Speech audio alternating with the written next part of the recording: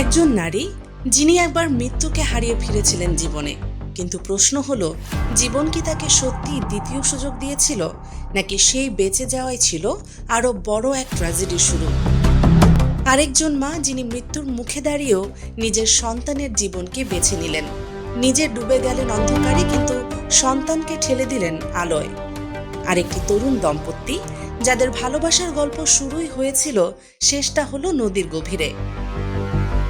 আজকের এই পর্বে তিনটি আলাদা জীবন, তিনটি আলাদা গল্প, কিন্তু একটি নির্মম সত্য, জীবন ভীষণ ভঙ্গুর আর মৃত্যু কখনো কখনো ভয়ঙ্কর নিষ্ঠুর হতে পারে। আমি আছি আপনাদের সাথে দেশ নিউজ 24-এ। শেষ পর্যন্ত সাথে থাকুন, কারণ প্রতিটি মুহূর্তে আপনি এমন কিছু জানবেন যা আপনার হৃদয় ছুঁয়ে যাবে।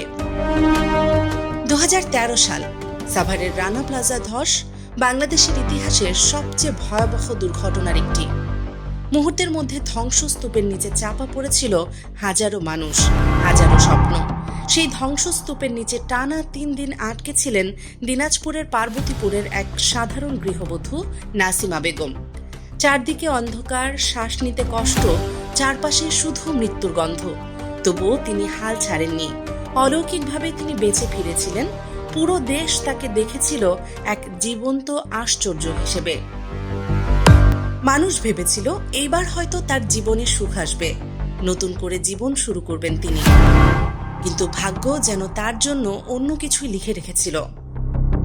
স্বামী হারালেন, সংসারের দায়িত্ব কাঁধে নিয়ে আবার শুরু করলেন সংগ্রাম।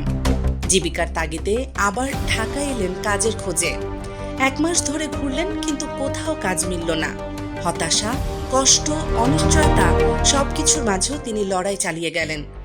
ঈদের সময় কিছুটা স্বস্তি পেয়েছিলেন, হয়তো ভেবেছিলেন এইবার সব ঠিক হয়ে যাবে, কিন্তু ঠিক সেই মুহূর্তেই তার জীবনের সবচেয়ে ভয়ঙ্কর অধ্যায় অপেক্ষা করছিল। ঈদের পর এক বিকেলে তিনি ঢাকার উদ্দেশ্যে রওনা দিলেন। সাথে ছিলেন অন্তঃসত্ত্বা ভাগ্নি, তার স্বামী এবং একটি ছোট্ট শিশু। সবকিছু স্বাভাবিকভাবেই চলছিল, কিন্তু রাজবাড়ির দৌলদিয়া ফেরিঘাটে পৌঁছানোর পর মুহূর্তেই সব বদলে গেল। বাসটি হঠাৎ নিয়ন্ত্রণ হারিয়ে সরাসরি পদ্মা নদীতে পড়ে গেল।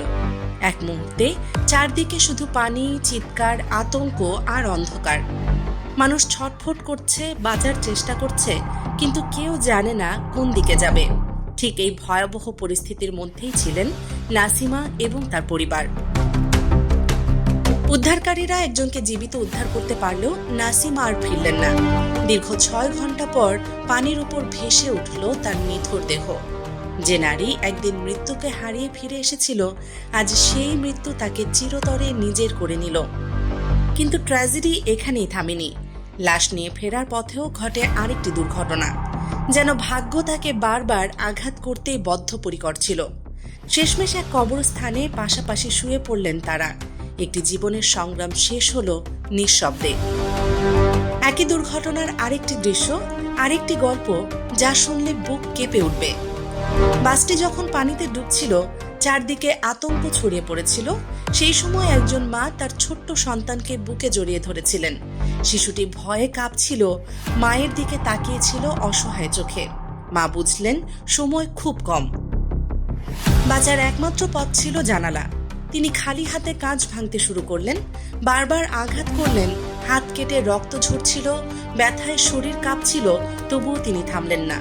অবশেষে কাঁচ ভেঙে গেল, একটি পথ খুলল জীবনের দিকে। কিন্তু সেই পথ দিয়ে কি তিনি নিজে বেরিয়ে গেলেন? না, নিজের শেষ শক্তিটুকু দিয়ে তিনি তার সন্তানকে ঠেলে দিলেন বাইরে। শিশুটি পানির উপর ভেসে উঠল, মানুষ তাকে উদ্ধার করলো, সে বেঁচে গেল। আর সেই মা, তিনি আর ফিরে এলেন না, পানির নিচেই রয়ে গেলেন চিরতরে। একজন মানুষ নিজের জীবন শেষ হয়ে যাচ্ছে জেনেও সন্তানের জীবন বাঁচানোর জন্য শেষ মুহূর্ত পর্যন্ত লড়ে যান। এর চেয়ে বড় ভালোবাসা পৃথিবীতে আর কিছু হতে পারে? এবার আরেকটি গল্প, নিঃশব্দ কিন্তু ভেতরটা ভেঙে দেওয়ার মতো। একটি তরুণ দম্পতি, কাজী সাইফ আহমেদ সৌম্য এবং তার স্ত্রী জোহরা আন্তি। মাত্র 1 বছর আগে তাদের বিয়ে হয়েছিল। স্বপ্নগুলো তখনও নতুন, ভবিষ্যৎ তখনও গড়ে উঠছিল। ঈদের ছুটি শেষে তারা ঢাকায় ফিরছিলেন একটি বিয়ের অনুষ্ঠানে যোগ দিতে। হয়তো পাশাপাশি বসে কথা বলছিলেন, হয়তো ভবিষ্যতের পরিকল্পনা করছিলেন। কে জানতো সেটাই হবে তাদের জীবনের শেষ যাত্রা। দৌলদিয়া ফেরিঘাটে বাসটি দাঁড়িয়েছিল ফেরির অপেক্ষায়। হঠাৎ নিয়ন্ত্রণ হারিয়ে সেটি পন্টন থেকে সরাসরি নদীতে পড়ে গেল। ঘন্টার পর ঘন্টা চেষ্টার পর উদ্ধারকারী দল বাসটি তুলতে সক্ষম হয়। ডুবুরিরা বাসের ভেতর থেকে খুঁজে পান সেই দম্পতিকে একসাথে, ঠিক যেভাবে তারা জীবনে ছিলেন। মৃত্যুতেও তারা আলাদা হননি। পরদিন একসাথে তাদের জানাজা হলো। চারপাশে শুধু কান্না, শোক আর স্তব্ধতা। একটি ভালোবাসার গল্প শেষ হয়ে গেল নিঃশব্দে, অকালে। প্রিয় দর্শক, এই ঘটনাগুলো আমাদের মনে করিয়ে দেয় জীবন কতটা অনিশ্চিত। এক মুহূর্তেই সবকিছু বদলে যেতে পারে। আমরা যাদের ভালোবাসি তাদেরকে কাছে রাখুন, কারণ কখন কোন মুহূর্ত শেষ হয়ে যায় তা আমরা কেউই জানি না। আপনার কি মনে হয় এই ঘটনাগুলোর জন্য কে দায়ী? আপনার মতামত কমেন্টে জানান। ভিডিওটি যদি আপনার হৃদয় ছুঁয়ে থাকে তাহলে শেয়ার করুন, যাতে এই গল্পগুলো আরও মানুষের কাছে পৌঁছায়। আর দেশ নিউজ 24 এর সাথে থাকতে সাবস্ক্রাইব করে বেল আইকন অন করে রাখুন। আবার দেখা হবে নতুন কোনো পর্বে। ততক্ষণ পর্যন্ত সবাই নিরাপদে থাকুন।